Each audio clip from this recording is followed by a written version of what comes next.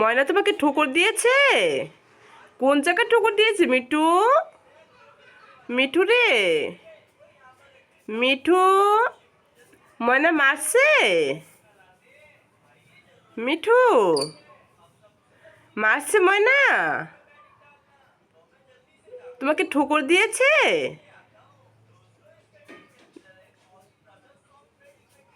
মিঠুকে আজকে ময়না ঠোকর দিয়েছে, এর জন্য মিঠু আজকে রাগ করেছে। দেখুন, ময়না তোমাকে কোন জায়গায় ঠোকর দিয়েছে পাখি?